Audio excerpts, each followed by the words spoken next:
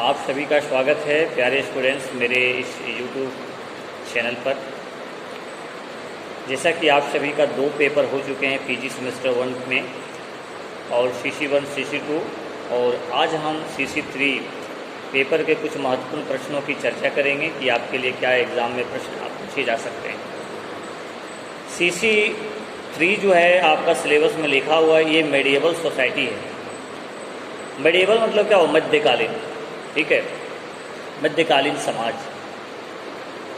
स्वाभाविक है कि प्राचीन काल से जो है सो कुछ बदलाव हुए हैं प्राचीन समय में और वो मध्यकालीन टाइम में वो ट्रांसफ़र हो गया।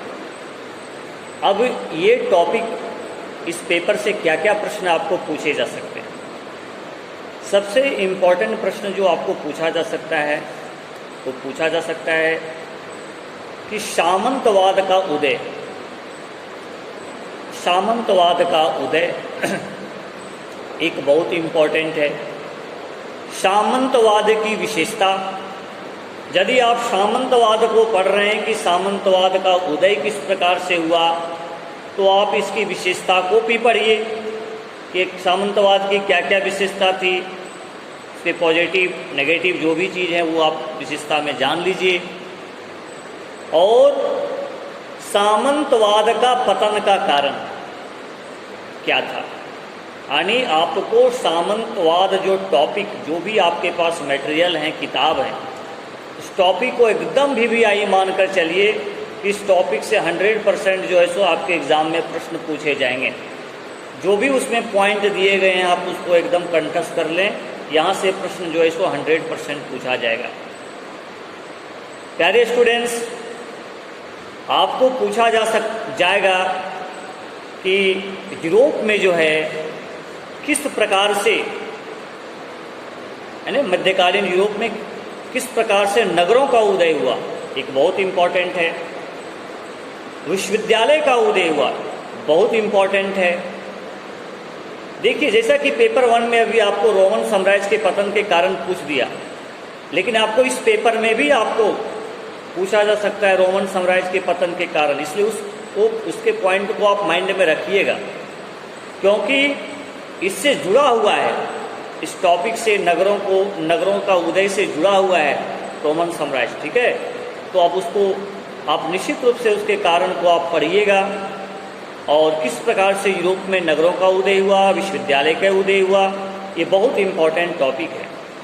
नेक्स्ट आपका जो है वो चर्च और स्टेट में संबंध। आप सभी जानते हैं कि चर्च किसका प्रतिनिधि करता है, धर्म का प्रतिनिधि करता है। राज्य क्या है, एक पॉलिटिकल सिस्टम है, लोगों का प्रतिनिधि करते हैं वो। तो एक धर्म और एक राज्य, यूरोप में, मध्यकालीन यूरोप में संघर्ष देखा गया, दोनों में काफ़ी ज़्यादा संघर्ष हुआ, ठीक है, चर्च और राजा के बीच में, ठीक है। तो स्टेट एंड चर्च के रिलेशन को आपको थोड़ा सा इसमें पढ़ लेने की आवश्यकता है। आप सभी जानते हैं प्यारे स्टूडेंट्स कि चर्च का, यानी धार्मिक जो प्रधान होते थे उस पीरियड में, उसको पोप कहते थे। पोप बहुत शक्तिशाली होते थे, बहुत सारी उनको शक्तियाँ थी और अपने आप को बहुत शक्ति संपन्न पाते थे, बहुत सारे उनको राइट दिए गए थे, अधिकार दिए गए थे, ठीक है। तो राज्य और चर्चों के बीच में जो संघर्ष हुआ है, जो संबंध हुआ है, उसको भी आप देख सकते हैं। आपके लिए इंपॉर्टेंट प्रश्न जो है सो धर्म युद्ध भी बन सकता है, लेकिन धर्म युद्ध जो है सो आ भी सकता है और नहीं भी आ सकता है, इसमें थोड़ी सी प्रॉब्लम हो सकते हैं। लेकिन धर्म युद्ध जैसा कि देखा गया है एग्जाम में प्रश्न जो है सो पूछे जाते हैं, ठीक है, थोड़ा सा ध्यान में रखिएगा, ठीक है। तो ये बहुत इंपॉर्टेंट प्रश्न है, इसको आप चर्च और राज्य के बीच में खासकर धर्म युद्ध को भी आप देख सकते हैं। जैसे बहुत सारे हैं, पोप ग्रेगरी सप्तम, कुछ पोप का नाम आपको दे देगा, वैसे आपके सिलेबस में मेंशन नहीं है, लेकिन पोप और राज्य के बीच में जो संबंध है उसको आपको पूछा जा सकता है। इसलिए जब इस टॉपिक को आप पढ़िएगा तो कुछ पोप का नाम भी आप याद रखिएगा जो बहुत शक्तिशाली हैं। इसे पॉप ग्रेगरी सप्तम जो है सो बहुत शक्तिशाली पॉप थे। उस राजा का भी नाम आप याद रखिएगा, ठीक है। तो ये बहुत इम्पोर्टेंट आपके लिए प्रश्न बन सकता है, इसको आप थोड़ा सा देखने का प्रयास कीजिएगा एग्जाम के दृष्टिकोण से। नेक्स्ट इम्पोर्टेंस है पुनर्जागरण। पुनर्जागरण बहुत ही इम्पोर्टेंट टॉपिक है परीक्षा के दृष्टिकोण से। आपको एग्जाम में पूछे जा सकते हैं पुनर्जागरण, पूछे क्या जा सकते हैं, 100% पूछा जाएगा। रेनेसां जिसको बोलते हैं पुनर्जागरण। और आप सभी जानते हैं कि पुनर्जागरण का प्रारंभ जो है इटली से हुआ है। तो पुनर्जागरण क्या था, इसकी क्या विशेषता है, क्या इसका परिणाम हुआ, पुनर्जागरण के कारण से क्या क्या बदलाव देखे गए, क्या क्या जो है सो खोज हुई, ये सब चीज़ों को आप पुनर्जागरण को आप पढ़ लीजिएगा। नेक्स्ट इम्पॉर्टेंट है भौगोलिक खोज।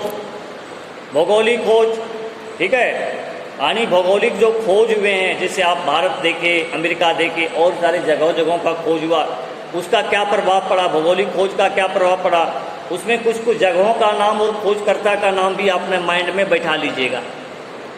धर्म सुधार आंदोलन, आप भारत के संदर्भ में देखते हैं धर्म सुधार आंदोलन, राजा राम मोहन राय, दयानंद सरस्वती, विवेकानंद, आप देखते हैं।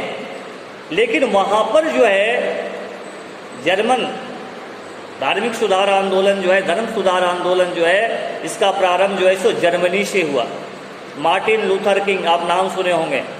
तो ये धर्म सुधार जो आंदोलन है, ये भी बहुत इंपॉर्टेंट टॉपिक आपके लिए बन सकता है, इसको भी आप पढ़ लीजिएगा। नेक्स्ट है आपका लिखा हुआ है आपका सिलेबस में कॉमर्शियल रेवोल्यूशन, इसको बोलते हैं वाणिज्यिक क्रांति, और एक तरह से इसको आप औद्योगिक क्रांति भी आप मान सकते हैं, इंडस्ट्रियल रेवोल्यूशन।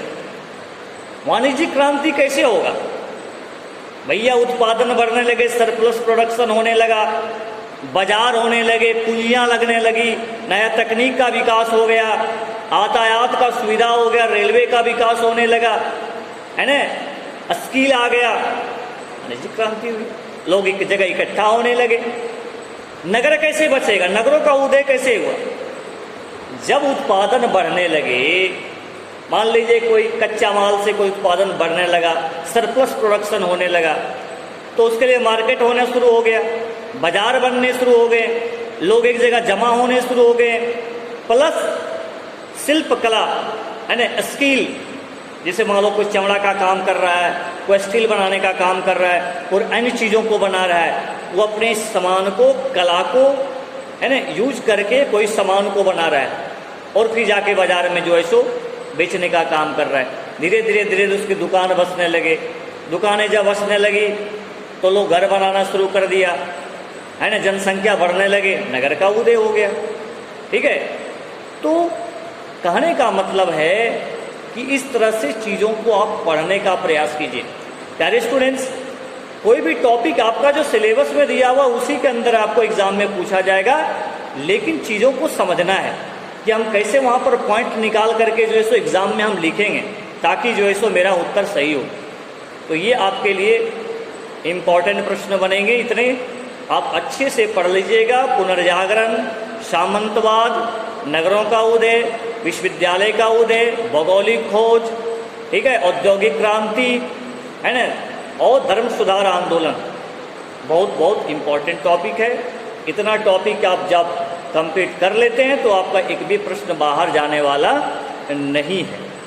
अब हम लोग कोशिश करेंगे जो भी एक दिन समय बचा है इसमें आपके लिए, क्योंकि बहुत ज़रूरी नहीं होता है कि मैं आपको जो यूट्यूब पर बता रहा हूँ वही क्वेश्चन ऑब्जेक्टिव आए। एक अनुमानता होता है भाई ये टॉपिक से इस टाइप का प्रश्न पूछा जा सकता है, लेकिन हम लोग कोशिश करते हैं कि CC3 के लिए हम लोग क्या ऑब्जेक्टिव प्रश्न और कुछ टॉपिक पर हम लोग डिस्कशन कर लेंगे ताकि आपको फ़ायदा हो जाए। आपको अच्छा लगे तो वीडियो को लाइक कीजिए, शेयर कीजिए, सब्सक्राइब कीजिए, ठीक है, क्योंकि यह चैनल के माध्यम से मैं प्रयास करता हूं कि आपको जो भी मार्गदर्शन मिल सके कम समय में वो मैं देने का प्रयास करूं। बाकी मेहनत तो आप खुद करते हैं, खुद आप पढ़ते हैं, खुद एग्ज़ाम में अच्छे से लिखते हैं, लेकिन ये गाइडेंस हो जाता है भाई ये टॉपिक को हमको थोड़ा सा पढ़ लेना है, this is very very important topic for examination, B focus this topic, ठीक है। तो इसमें थोड़ा सा आपको ध्यान में रखना है। बहुत बहुत धन्यवाद आप सभी का। Best of luck for your examination.